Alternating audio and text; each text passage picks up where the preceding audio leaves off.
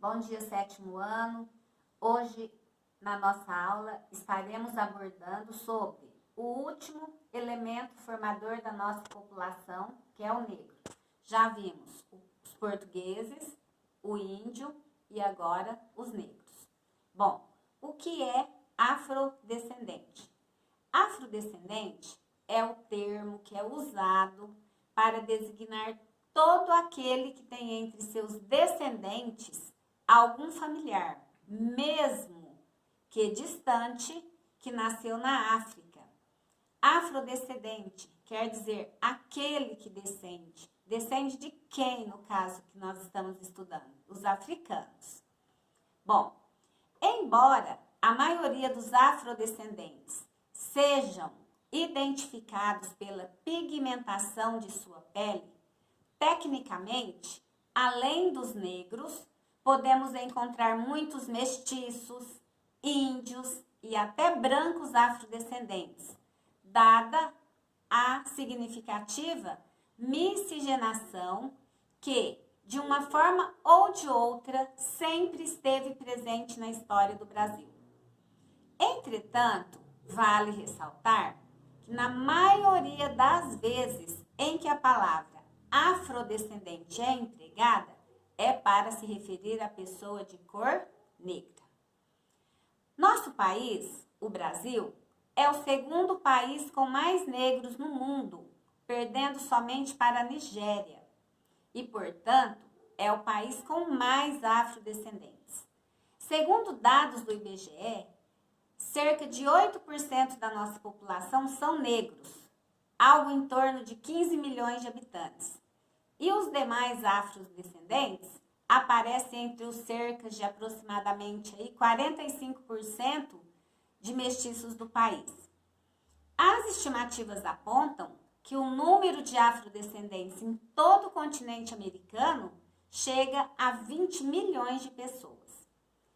Essas pessoas que vieram para a América e mais tarde para o Brasil, passaram aqui pelo regime de escravidão, século 6, 7, 8 e 9, partiram intensos contingentes de escravos para toda a América, trazidos à força para trabalhar na lavoura de cana-de-açúcar, de algodão, café, fazendas de gado, minas de ouro e prata e em outras atividades. Os negros vieram pouco a pouco e foram deixando aqui seus descendentes, que também viraram escravos, influenciando as culturas locais, bem como sendo influenciadas por elas. Depois da abolição da escravatura, os negros que aqui viviam, na época, alguns africanos, mas grande maioria já nascida aqui, foram integrados à sociedade como pessoas livres. Contudo, eles eram livres, estavam libertos, porém, sem nenhuma condição de vida. Eles eram analfabetos, não tinham nenhuma posse, eram desconhecedores das dinâmicas sociais da vida.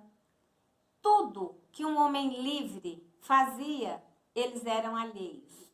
Muitas dessas pessoas passaram a constituir aí as camadas mais pobres da população, tanto da América quanto do Brasil. Os negros que vieram para o Brasil eram, em sua maioria, bantus ou sudaneses.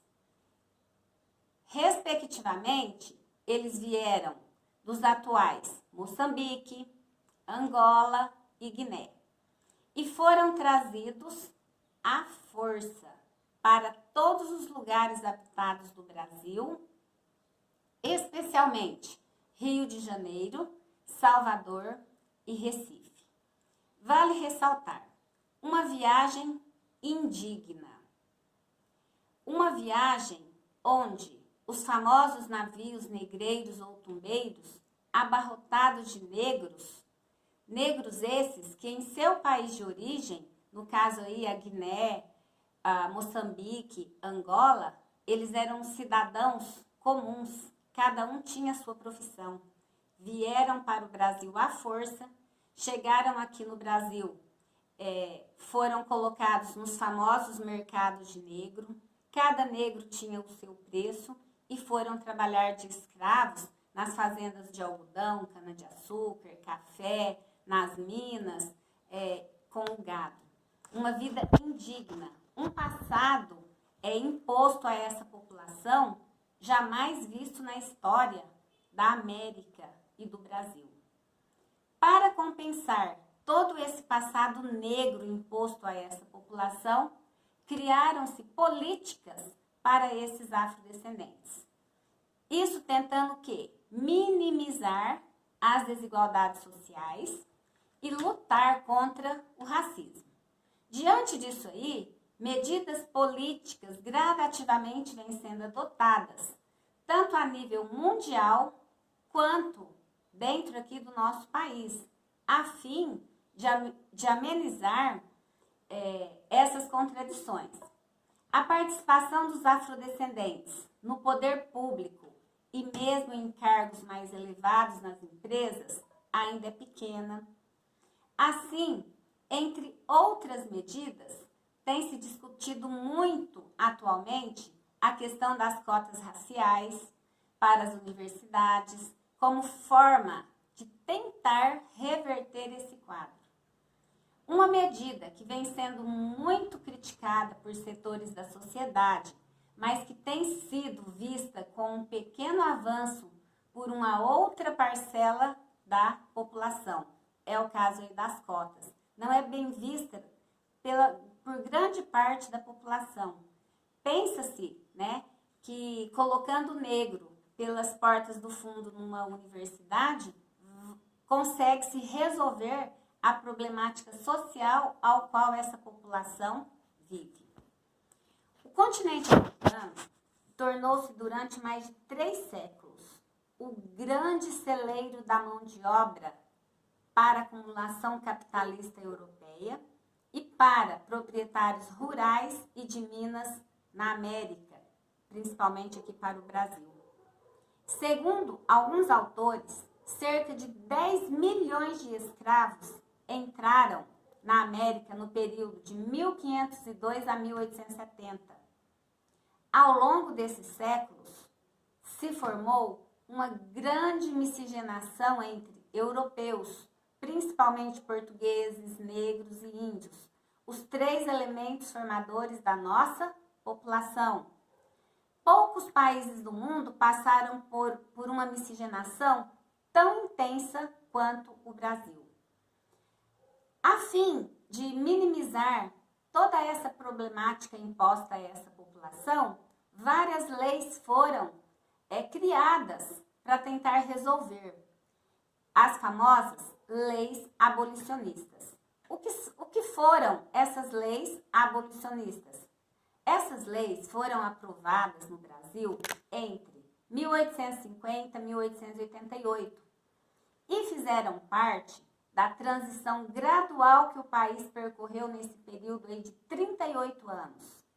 Quais foram essas leis aí que perduraram aí por 38 anos? A Bill Aberdeen. O que dizia essa lei? Essa lei dizia que todo navio suspeito de tráfico negreiro teria que ser aprisionado. A lei existia, o tráfico continuava.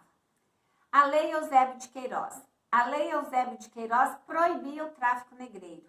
A lei existia, o tráfico continuava. A Lei do Sexagenário. Todo escravo que completasse 60 anos estaria livre.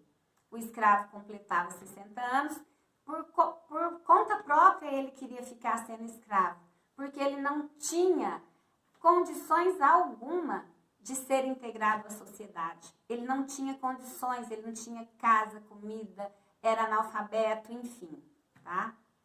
Depois a lei do ventre livre, supostamente já nasceria livre. Não, tá? O governo teria que estar ressarcindo o proprietário do escravo. Isso não acontecia, a pessoa continuava escrava. E por fim, né, a última das leis aí, que foi a Lei Áurea, que foi assinada no dia 13 de maio de 1888 pela princesa Isabel, ao qual tornou-se, né, a escravidão, colocou-se um fim na escravidão aqui no Brasil. Colocou-se um fim na escravidão, porém o negro ia continuar escravo das desigualdades sociais, tá? Bom, diante disso aí também surge o quê, né? Os quilombolas. Quem são os quilombolas? Os quilombolas são os descendentes e remanescentes de comunidades formadas por escravizados que fugiram dos quilombos. O mais importante desses quilombos aí foi de Palmares. Palmares chegou a ter uma população de 30 mil quilombolas. Então, quilombolas eram as pessoas que viviam nos quilombos. Entre o século XVI e o ano aí de 1888, quando aconteceu a abolição da escravatura, esses quilombolas aí começaram a se organizar mais severamente. Quem são os quilombolas no Brasil? Quilombolas são os atuais habitantes das comunidades negras descendentes de africanos escravizados. Vivem, na sua maioria, da agricultura, de subsistência, em terras doadas, compradas ou ocupadas há bastante tempo. Existem comunidades quilombolas em pelo menos 24 estados brasileiros. Nós temos 26 estados e um Distrito Federal. Então, nós temos comunidades quilombolas em 24 estados. Mato Grosso do Sul, Goiás, tá? Vamos falar os mais próximos a nós. Todos eles possuem comunidades quilombolas. O IBGE mapeou aproximadamente aí 3.524 comunidades quilombolas, tá? De acordo com outras fontes, pode-se chegar até 5.000. Gente, essa é a nossa aula de hoje. Até a próxima.